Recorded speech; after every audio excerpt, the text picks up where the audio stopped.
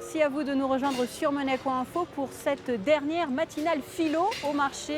Après l'écologie, l'éducation, le soin, place aux femmes ce matin. Et vous allez le voir, eh bien, c'était à nouveau des discussions et des échanges très enrichissants.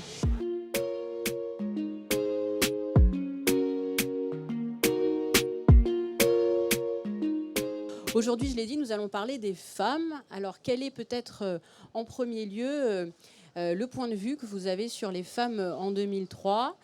Quel est votre, on va dire peut-être, état des lieux, notamment quant à l'égalité ? Est-ce qu'on peut dire qu'elle est acquise ou qu'il y a encore du travail ? Eh bien, c'est un homme qui va nous répondre pour débuter. Il est le seul et je crois... Marc répond. Alors, merci beaucoup, oui.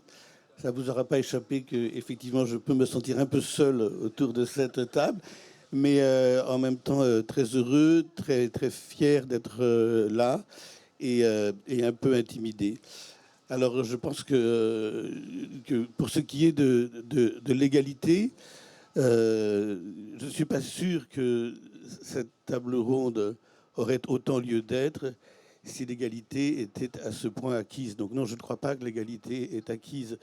Je pense que aussi bien dans de nombreux secteurs d'emploi, que ce soit pour les questions salariales aussi également, bien sûr que l'égalité entre hommes et femmes, c'est un combat permanent, c'est un combat qui se continue. Et je dirais même plus qu'aujourd'hui, il n'est pas possible de s'intéresser à la philosophie politique, ce qui est mon cas, de travailler en philosophie politique, sans rencontrer à un moment ou à un autre cette question. Il n'est pas non plus possible de s'intéresser à la démocratie dans le monde, à vouloir défendre le principe démocratique dans le monde, sans savoir que dans de nombreux endroits du monde, ce qui lui fait obstacle, une des principales choses qui lui fait obstacle, c'est l'inégalité entre les hommes et les femmes. Donc en plus, voilà, pour répondre à votre question, il est évident que si on ne regarde pas seulement, si on sort de l'Hexagone, cette question est encore plus criante. Il y a encore de très grandes inégalités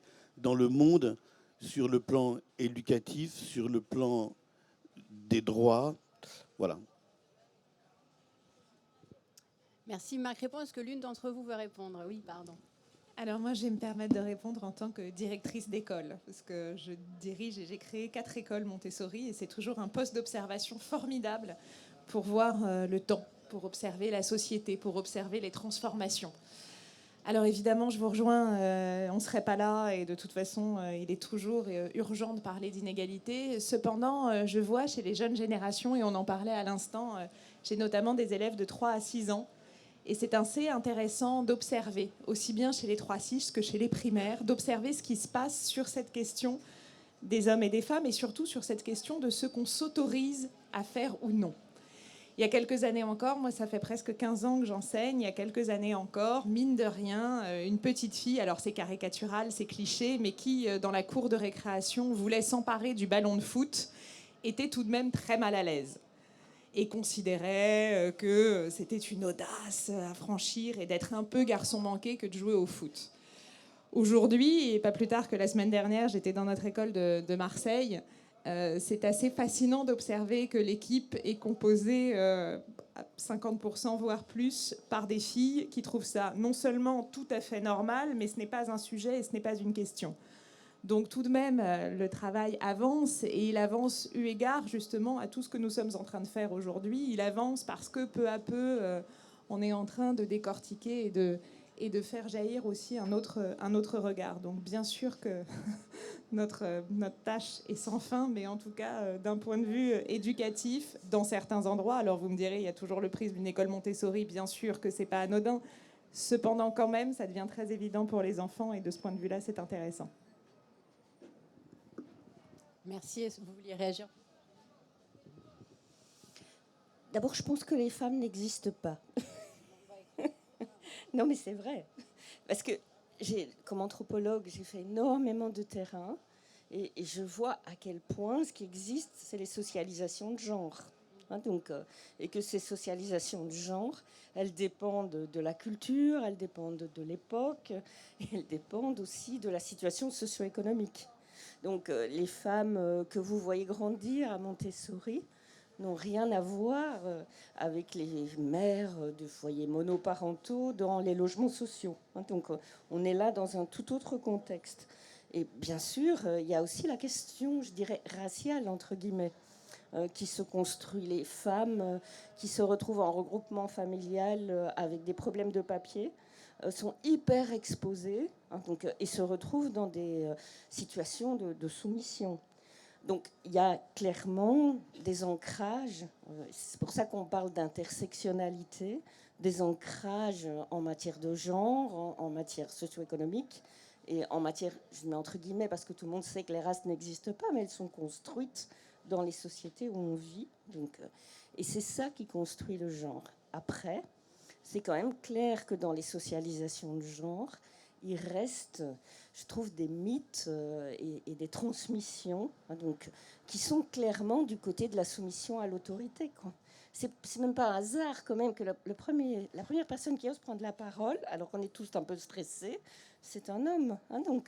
C'est assez clair. Mais oui. Non, mais je trouve qu'il y a clairement là. Oui, mais il y a dans nos socialisations des déconstructions qu'on doit toutes faire pour se retrouver ici, simplement. Oui, et je le vois à tous les niveaux. Par exemple, cette question de se donner tout entier par amour.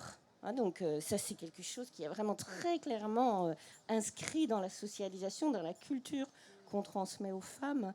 Et clairement, les situations d'emprise sur lesquelles je travaille aujourd'hui ont vraiment leur source également dans ces vulnérabilités-là. Mais vous en savez certainement beaucoup plus que moi en tant qu'écrivain sur ces questions. Non, moi je peux juste vous dire que j'ai un fils de 6 ans, parce que je suis là pour les anecdotes, qui adore faire des blagues sexistes. Donc par exemple, il me dit toujours, mais toi tu n'as pas vraiment un métier. Moi, je dis, bah si, moi j'écris, mais ça c'est pas un métier, toi tu viens me chercher à l'école. Voilà, c'était ma participation sur ce. Bah, écoute, merci, je vais essayer de passer derrière cette anecdote qui est riche en enseignements, parce que j'allais dire justement qu'à mon niveau, enfin ce sur quoi moi j'écris et ce qui m'intéresse, qui est le couple, l'affectivité, la sexualité, sont des sujets où effectivement on ne peut pas s'empêcher de remarquer que les femmes traînent encore derrière elles une éducation, une forme de dressage qui nous est imposée depuis la naissance et qui fait que toute une partie de cette humanité est élevée pour être au service de l'autre partie de cette humanité. Et que finalement, pour espérer atteindre une forme d'égalité, il faudrait avant ça détricoter toute cette éducation, tout ce dressage, qui n'est même pas quelque chose de conscient, mais dont les femmes aujourd'hui quand même apprennent à se défaire. C'est-à-dire qu'on a quand même un recul, je pense, sur notre situation que peut-être les générations d'avant avaient moins. Enfin, j'ai bon espoir justement en voyant nos petits garçons et les enfants qu'on élève que tout de même il y a un effort conscient d'aplanir certains stéréotypes et certains préjugés. Je crois que c'est un travail de fond qui va à une vitesse qui parfois n'est pas spécialement satisfaisante, mais je crois que le travail est en cours et qu'il y a matière à se réjouir quand même. Oui, je voudrais. Voilà, je voudrais aussi ajouter quelque chose et raconter moi aussi une anecdote.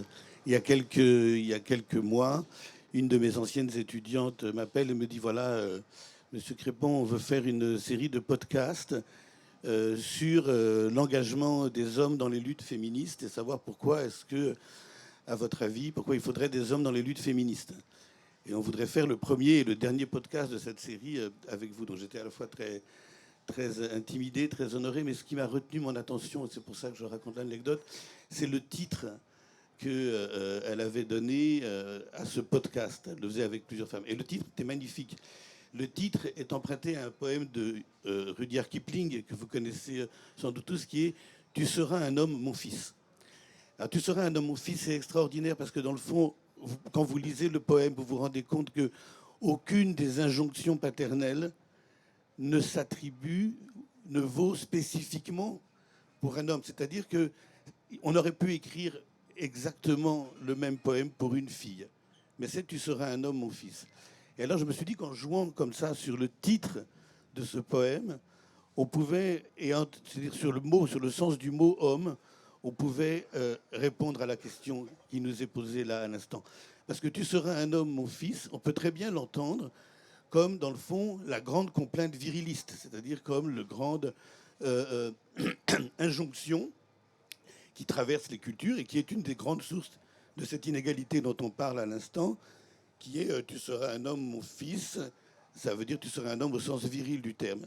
Mais on peut retourner complètement et entendre homme non pas au sens masculin du terme, mais tu seras humain.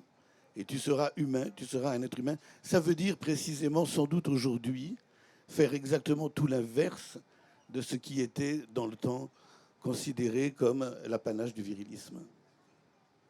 Merci Marc.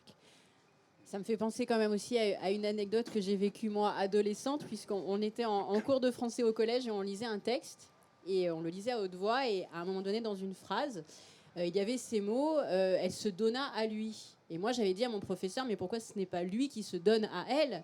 Et on était quand même dans les années 90, même fin des années 90, et mon professeur me dit, qui était une femme, me dit, c'est comme ça Sandrine, faut pas chercher, c'est comme ça. Et c'est vrai que la phrase m'avait assez interpellée, parce que je m'étais dit, non, pourquoi en fait il faut simplement dire c'est comme ça? Non, il y a quand même plus à creuser, et il faut justement aussi, comme vous disiez, détricoter et puis sortir un petit peu des stéréotypes.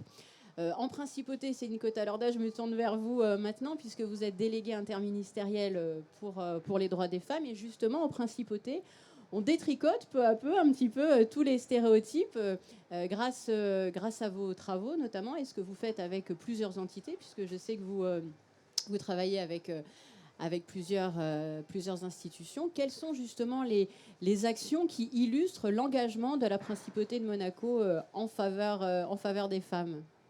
Alors effectivement, à Monaco, on a un comité pour la promotion et la protection des droits des femmes qui a été créé en 2018, ce qui fait aussi sens par rapport à ce qui s'est passé dans le monde, ce mouvement de libération de la parole à partir de 2017. Donc on s'inscrit dans cette trajectoire. Et donc ce comité, qui est une entité gouvernementale, qui est mixte, parce qu'il y a des acteurs du secteur public, des entités associatives, des institutions, il a pour vocation d'agir sur les politiques publiques en termes de lutte contre les violences faites aux femmes, ou d'égalité et de promotion, bien évidemment, de l'égalité hommes-femmes. Et donc nos actions s'inscrivent déjà dans le fait de pouvoir faire évoluer la législation. Le droit, c'est une base, c'est pas suffisant, mais c'est une base. On fait également des actions de formation sur les sujets d'accueil, de prise en charge des victimes de violences, et puis également sur tout ce qui est lié à l'égalité professionnelle, au sexisme. On a des actions de sensibilisation auprès du grand public, et notamment vis-à-vis des jeunes, puisque les jeunes sont les adultes de demain. C'est vraiment important de les sensibiliser sur ces sujets.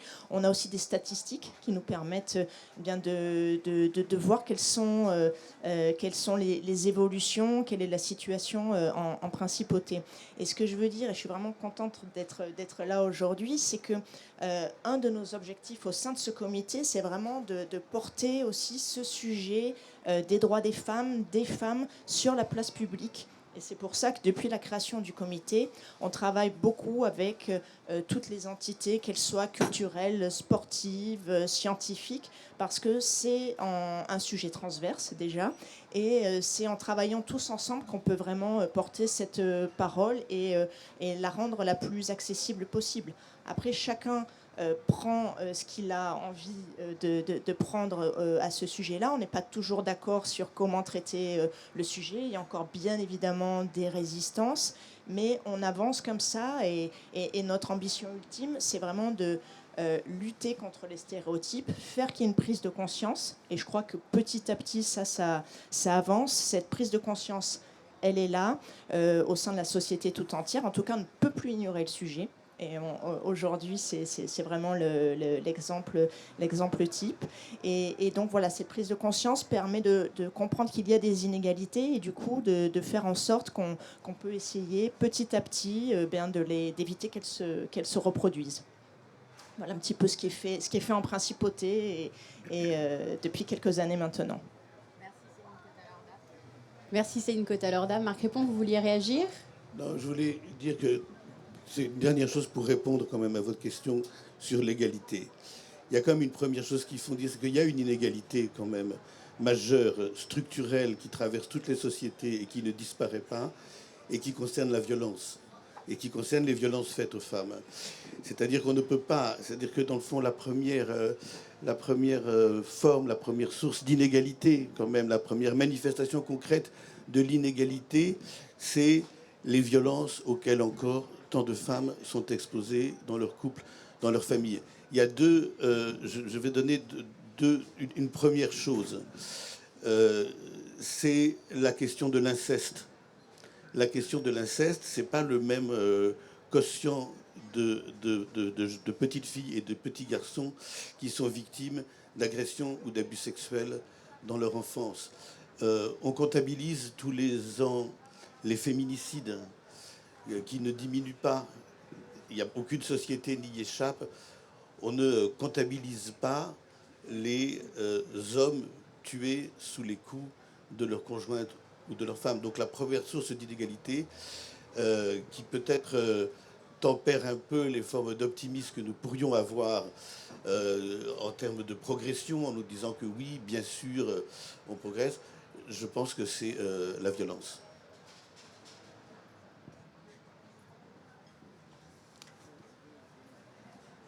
La violence, c'est quelque chose qui apparaît de manière cruciale au moment où les modèles de genre sont en train de basculer. Donc la violence, c'est vraiment une forme de rigidification d'un néo-traditionnalisme. En tout cas, c'est ce que j'ai vu. Et ça arrive quand il y a de l'insécurité. Par exemple, je trouve qu'on ne peut pas travailler sur les questions de violence faites aux femmes si on ne travaille pas, par exemple, sur l'appropriation socio-économique des femmes. Donc, comme vous le racontiez bien, moi, mon fils me dit « tu ne vas pas travailler ». Parce que je ne ramène pas d'argent. Donc, cette question-là est cruciale. On ne peut pas travailler sur la violence faite aux femmes si on ne s'intéresse pas aux femmes qui n'ont justement pas de droits, à savoir les personnes qui sont en illégalité, en irrégularité de séjour, et les prisonnières, par exemple. Donc, les femmes qui sont prisonnières dans les prisons pour femmes. C'est un exemple, mais ça vous montre que vous ne pouvez pas travailler sur le droit des femmes comme ça, sans contextualiser les situations dans lesquelles elles sont, qui font qu'elles subissent la violence dont vous parlez. Des situations où elles n'ont pas de contre-pouvoir.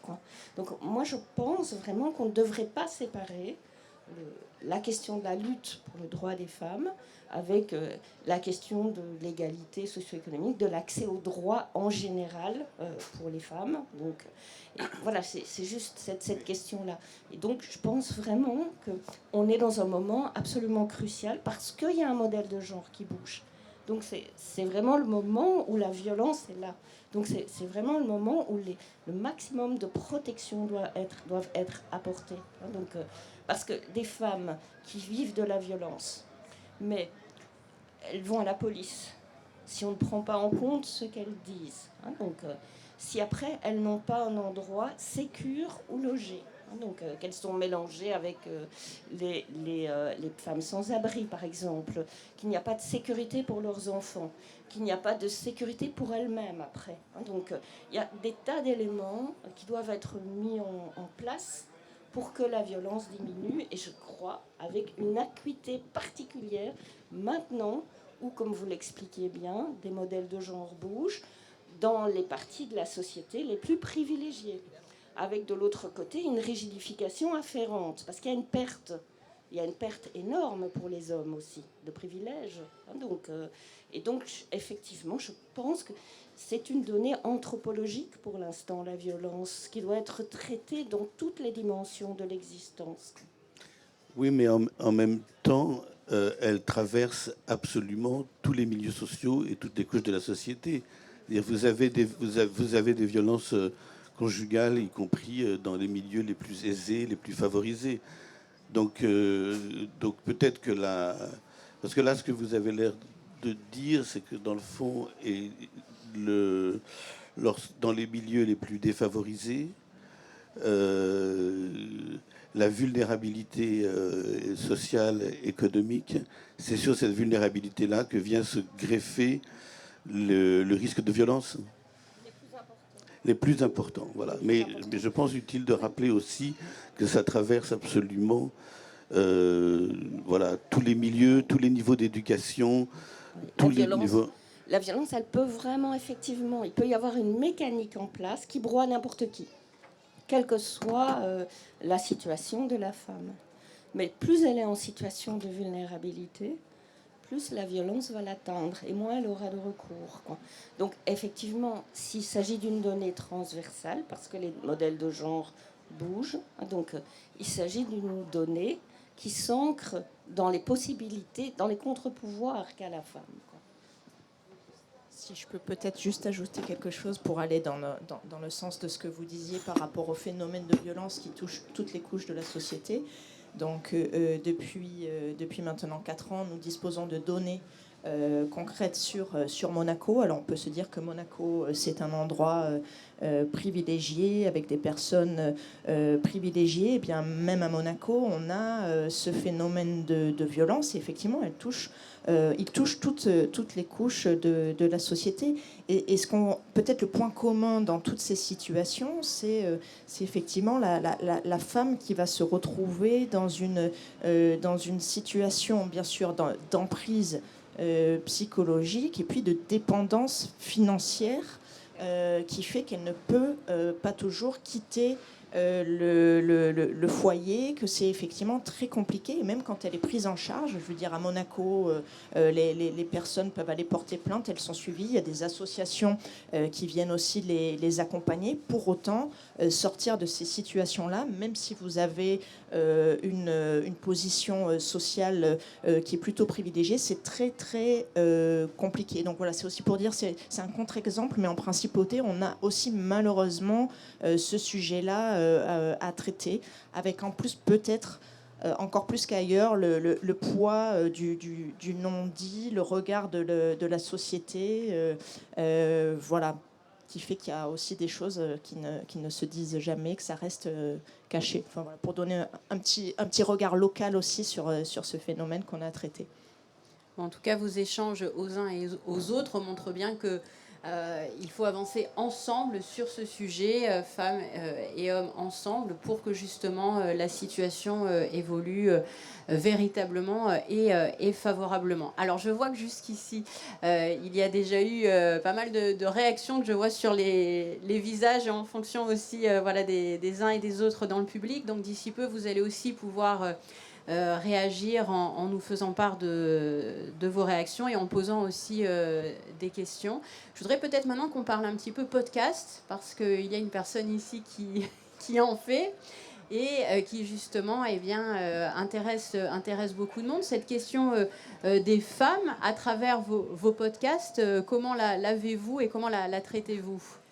Moi, je l'avais surtout traité à travers les femmes philosophes, parce que je reviens toujours à ce contexte de l'école. Le point de départ était de dire que quand on demande à des enfants de 5-6 ans qu'est-ce qu'un philosophe, qu'est-ce qu'une personne qui fait de la philosophie, c'est toujours un homme barbu, plutôt vieux.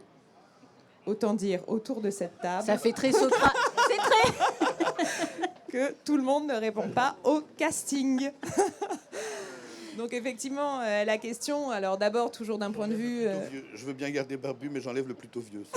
Voilà, la barbe c'est la sagesse, c'est ça ? Je tiens à dire qu'il rajoute souvent en chemise blanche, mais là, je ne voudrais pas vous viser directement. Non, et évidemment, cette question est intéressante parce que, comme toujours, il y a la transmission pédagogique et le podcast est un bon outil et un bon support. Alors, pas pour les 4-6 ans, même s'ils commencent à en écouter, mais plutôt pour les plus jeunes. Et donc, c'est à travers un épisode sur les femmes philosophes que j'ai eu l'occasion effectivement de l'aborder, et sur toujours cette question, les femmes philosophes ont-elles, n'existent-elles pas ? ont-elles été cachées ? Est-ce que tout simplement on a quelques figures? Alors évidemment on a toujours Simone de Beauvoir, toujours Hannah Arendt, et on est très content parce qu'aujourd'hui dans le monde contemporain on en a un peu plus, mais enfin ça reste tout de même peu représentatif. Alors en ce moment c'est très à la mode de parler de Christine de Pisan. On en la Cité des femmes, on en reparle beaucoup pour l'époque médiévale. Mais ce qui est plus intéressant, c'est de montrer, et ça a été aussi une question d'un des élèves, mais dans l'Antiquité, ça veut dire que sur l'agora, ça veut dire qu'avec Platon et Socrate, où étaient les femmes? Et je n'avais pas eu le temps de répondre, ni de leur expliquer, ni de montrer différents travaux qui ont été opérés sur la question. Une autre élève a répondu, pas enfin, à la maison. Donc c'est toujours cette question de l'extérieur, de l'intérieur, du foyer, de l'oikos chez les Grecs, de les femmes sont à l'intérieur. Donc c'est pas tant qu'effectivement elles ne faisaient pas de la philosophie, c'est simplement qu'en plus la transmission philosophique était opérée par les hommes. Ça ne veut pas dire qu'elles n'en faisaient pas et qu'elles ne pratiquaient pas, mais que cette transmission n'était pas faite et pas visible. Et pour vous répondre, effectivement, ce qui est intéressant, c'est que le support du podcast, en multipliant, alors pas tellement ce que je fais, mais ce que tout le monde fait, en multipliant les supports, permet d'avoir un peu plus accès à ces questions et à ces travaux, notamment, encore une fois, pour les jeunes générations et pour essayer de dépoussiérer, de décortiquer, de dire attention, c'est pas parce qu'on les connaît pas et qu'elles sont pas au programme du bac philo qu'il n'y en avait pas et que ça ne se pratiquait pas. Fanny, en littérature aussi, est-ce qu'il y a eu des figures féminines, des auteurs, pour vous qui êtes docteur justement en littérature, emblématiques ou en tout cas qui ont nourri vos réflexions? Oui, bien sûr. Alors moi, j'ai travaillé sur des auteurs hommes. Aussi. Mais en fait, si je peux me permettre, pour revenir peut-être à la question de tout à l'heure, parce que je suis enseignante et ça fait maintenant 13 ans que j'enseigne. Et je dois dire que on est dans un moment critique, effectivement, comme disait Madame tout à l'heure, mais il y a vraiment des évolutions en termes de mentalité. Et ça, je l'ai vu auprès de mes élèves. Donc moi, j'enseigne auprès, notamment, entre autres, de collégiens et de lycéens. Et par exemple, cette année, j'ai fait travailler une classe de 3e sur le texte argumentatif. Je leur ai fait lire donc le petit texte de Shimananda Ngozi Adichie qui s'appelle « Nous sommes tous des féministes ».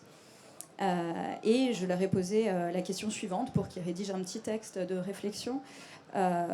Les hommes devraient-ils être féministes?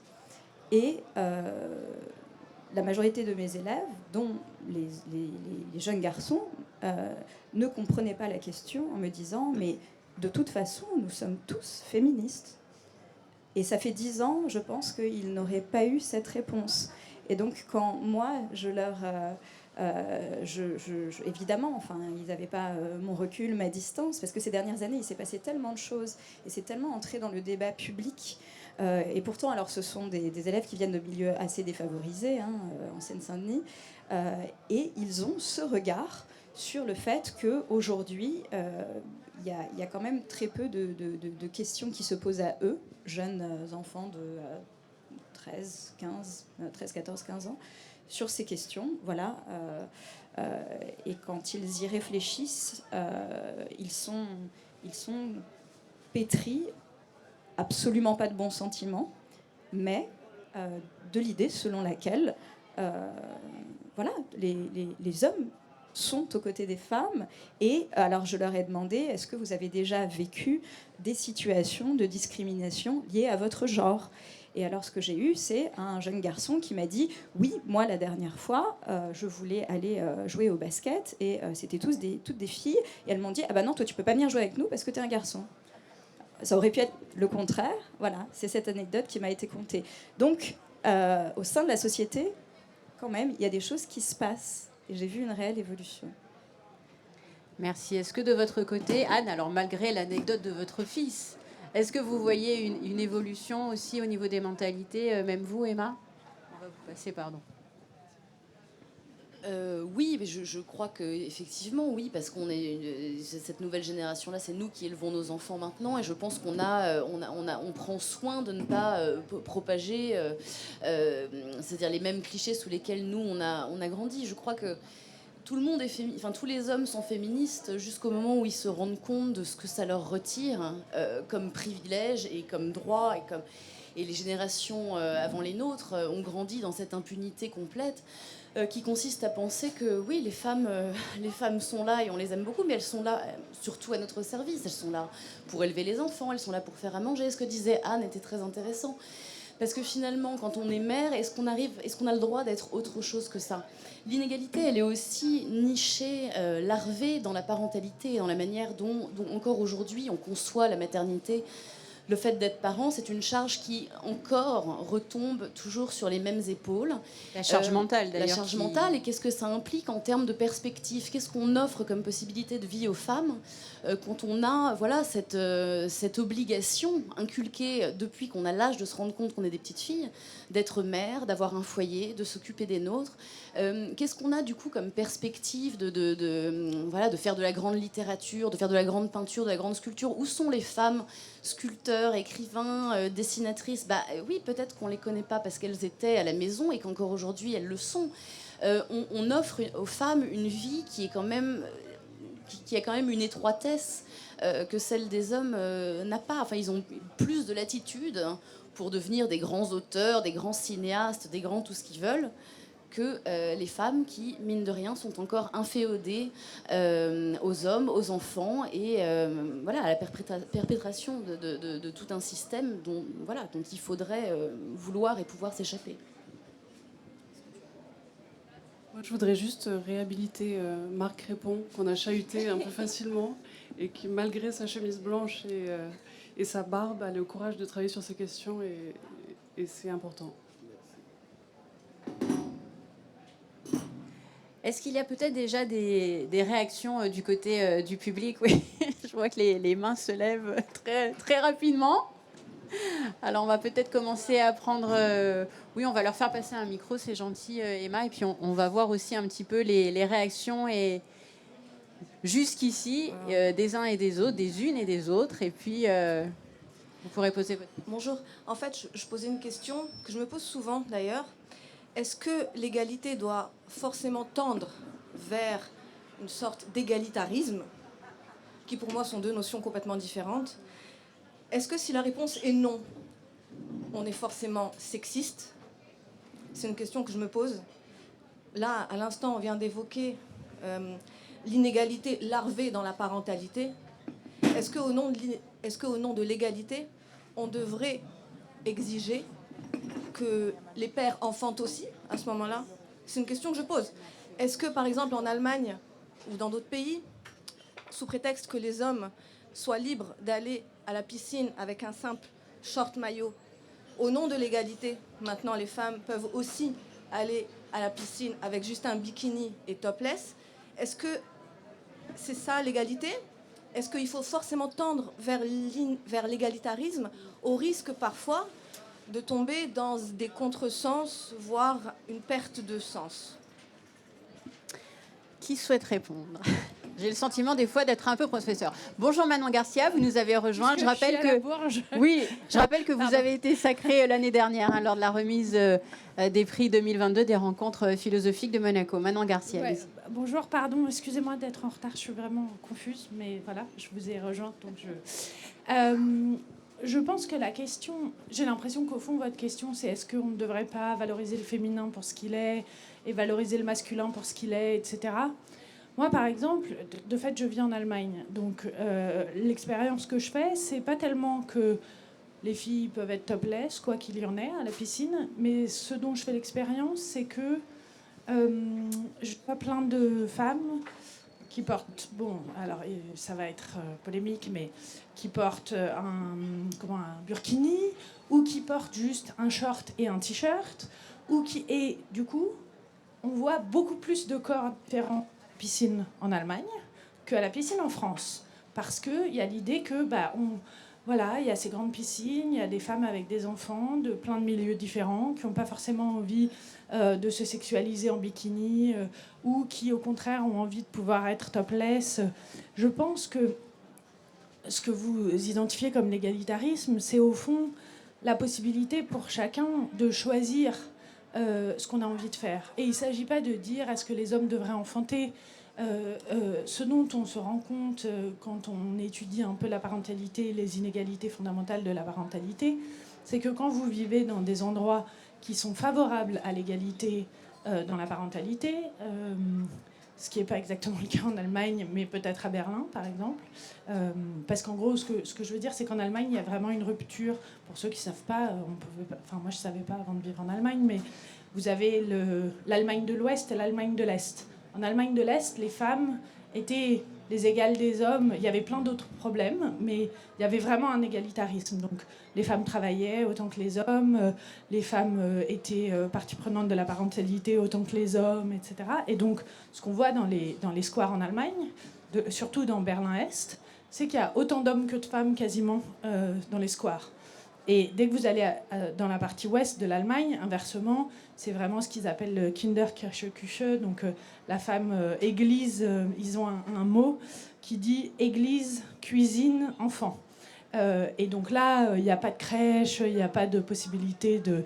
Mais quand on donne aux gens la possibilité de s'investir de manière égale dans l'éducation des enfants, quand on propose une idée de la parentalité qui n'est pas que les hommes doivent rapporter l'argent et les femmes allaiter et être très douces, etc., on donne en fait à tout le monde des choix.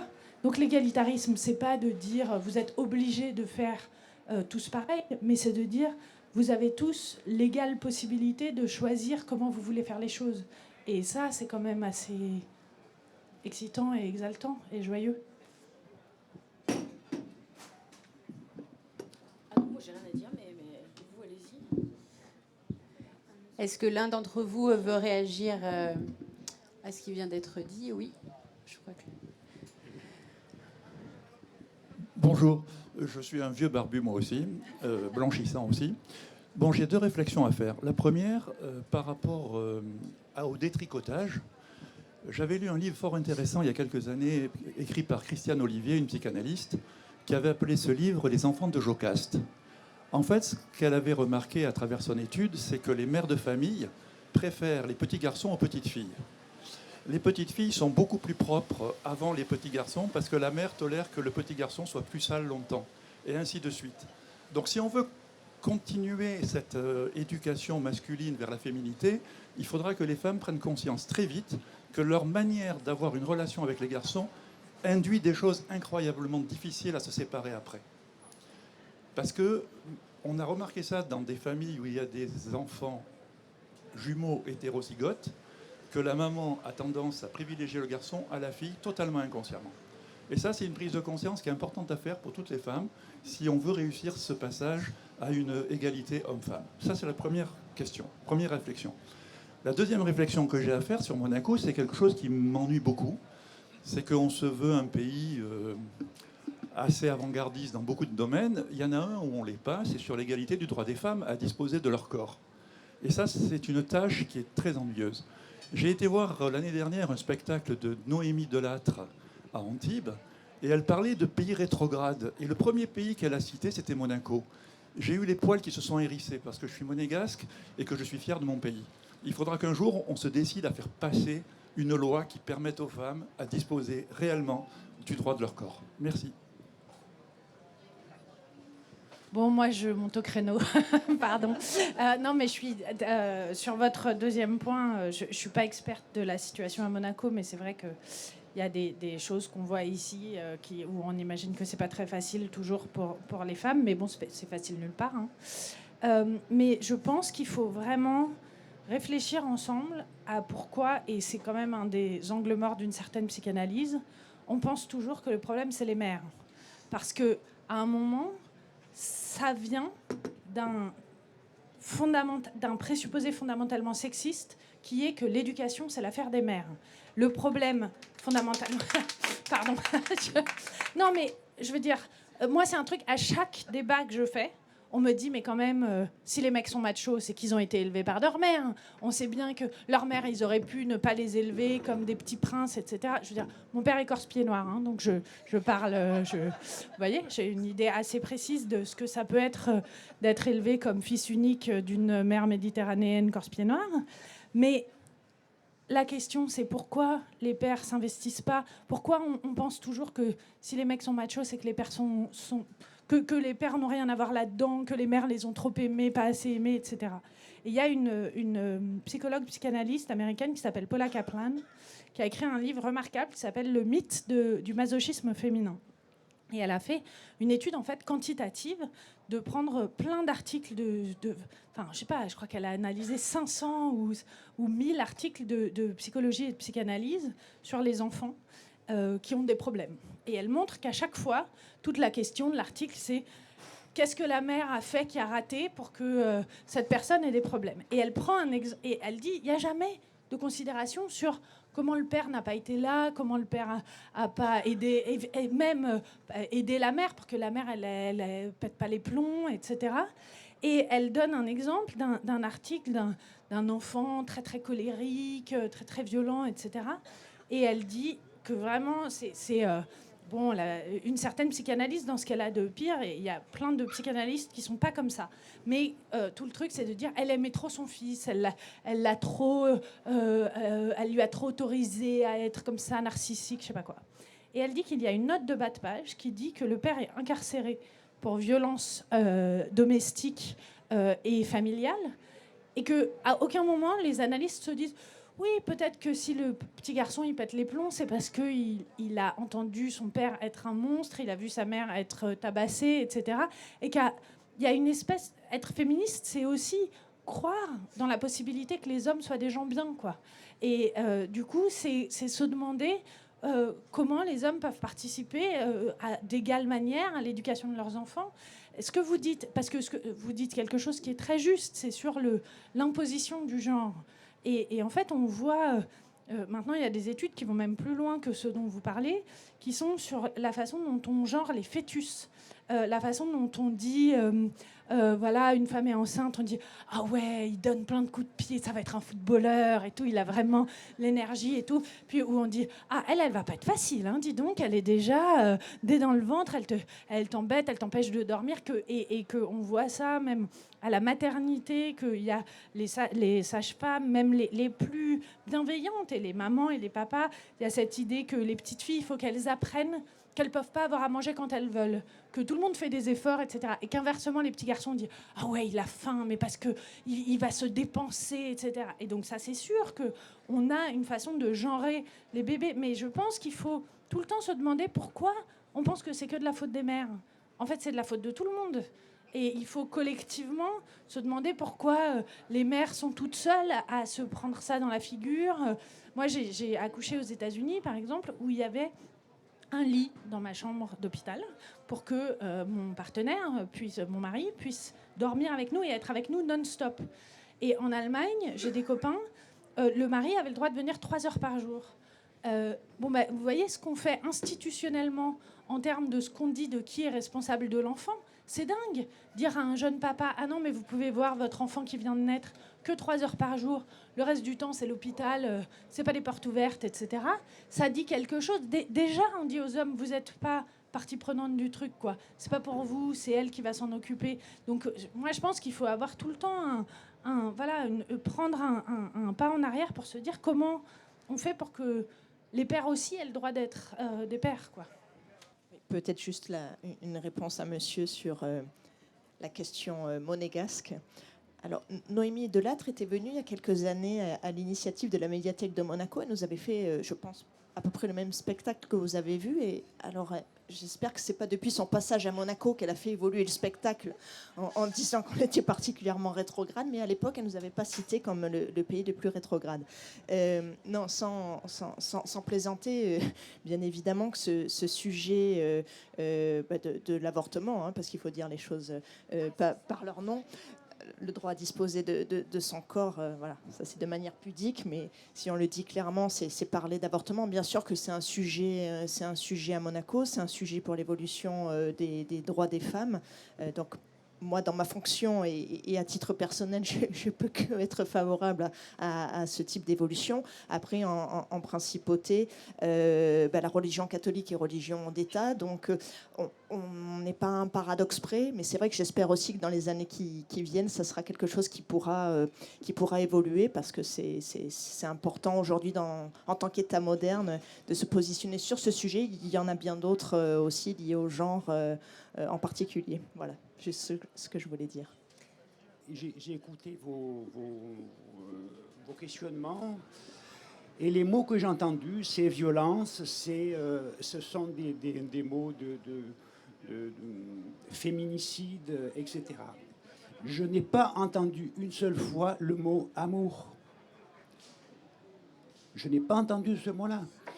Et pourtant, les hommes et les femmes devront travailler ensemble. Ils devront collaborer ensemble. On ne peut pas continuer comme ça entre des femmes et des hommes qui sont opposés. Il faut que peut-être les hommes reconnaissent leur féminité et les femmes leur masculinité. Nous sommes doubles entre hommes et femmes. Homme qui a une masculinité qui est extériorisée et une féminité intériorisée. Et une femme avec une féminité extériorisée et une masculinité intériorisée. Si on n'arrive pas à fonctionner avec ces 4 pôles ensemble, ce sera difficile de continuer ensemble. Voilà, merci. Merci. Alors, c'est vrai qu'au début, justement, quand Marc Répond nous disait qu'il se sentait un peu seul autour dans ce cercle, parce que c'était le seul homme, il a effectivement été précisé qu'il fallait travailler ensemble et que hommes et femmes devaient travailler côte à côte. Mais effectivement, donc, Emma, je crois que vous vouliez réagir. Peut-être à chaud, c'était peut-être pas...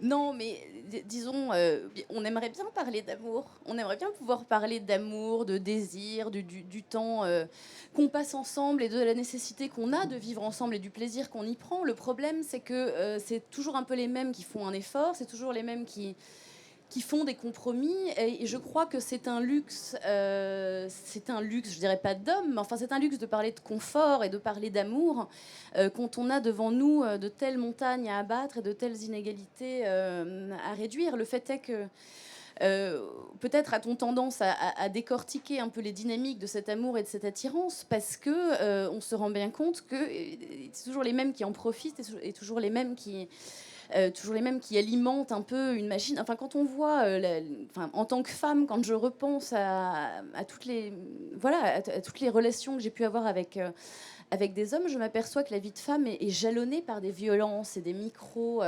c'est-à-dire des autorisations qu'on prend sur notre consentement, sur notre naïveté, sur notre envie de plaire.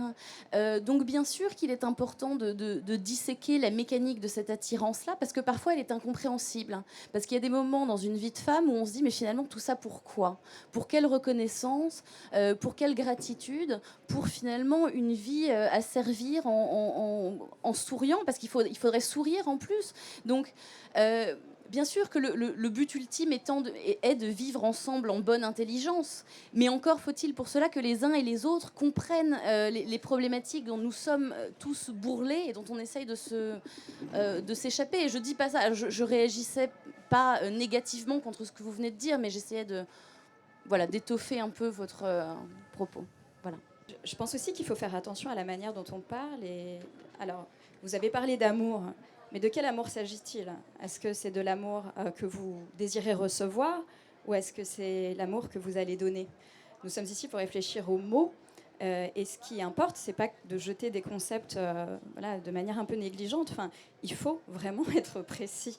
La langue ne supporte pas les approximations, et je pense qu'il est vraiment important, quand on va au bout d'une pensée, d'être précis, d'éviter les approximations pour éviter les malentendus.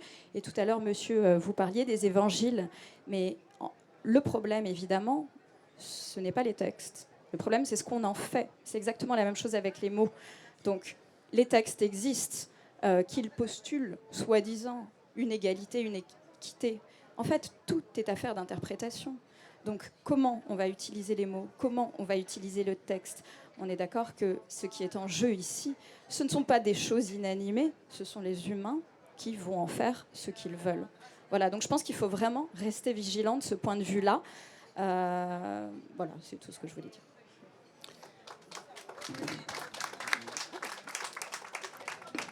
Oui, moi, je voulais rebondir aussi à mon tour sur la question de monsieur à propos de l'amour et de la violence. Mais c'est pas si facile que ça et si évident ça de les opposer terme à terme. Il y aurait l'amour d'un côté et la violence de l'autre. Parce que le problème fondamental, c'est que la violence va parfois, trop souvent, se loger au cœur de l'amour.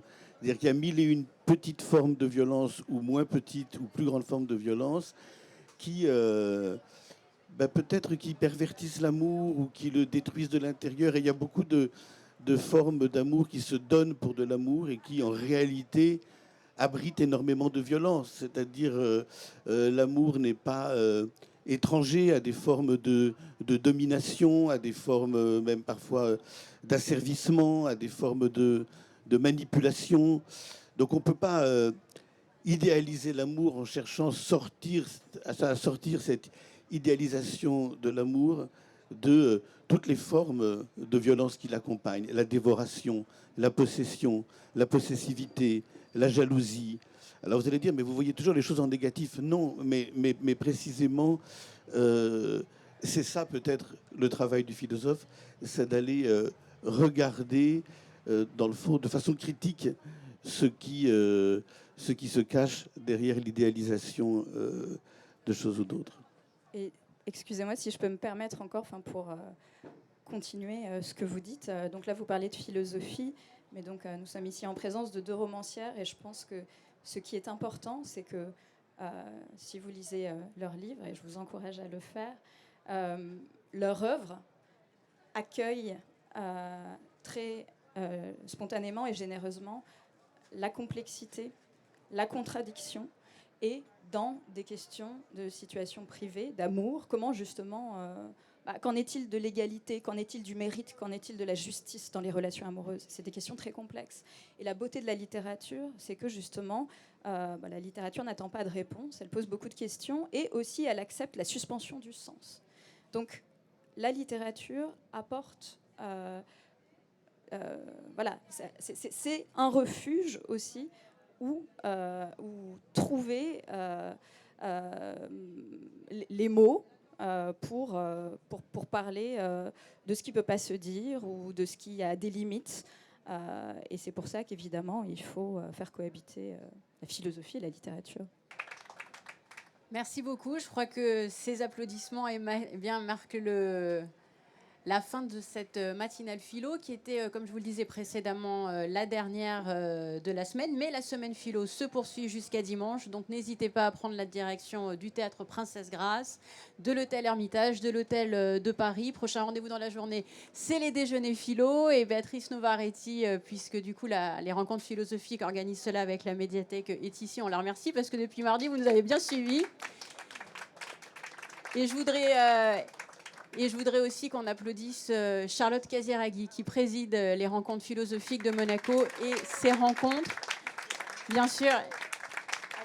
Je vais juste dire un mot parce que c'est la dernière matinale au marché et je voudrais encore remercier la mairie de Monaco de nous avoir donné cette possibilité de faire ces rencontres ici. C'est très très très important et je crois que tous les philosophes qui ont participé et toutes les personnes qui ont été invitées se rendent compte à quel point de débattre de ces sujets ensemble ici au marché est capital. Et je pense qu'aujourd'hui on a abordé des sujets extrêmement importants et le fait qu'on puisse tous en débattre est vraiment crucial. Donc, je vous remercie aussi, Sandrine, pour d'avoir animé ces matinales qui, je crois, ont été un grand succès cette année. Et l'année prochaine, on continuera. À l'année prochaine. Merci beaucoup.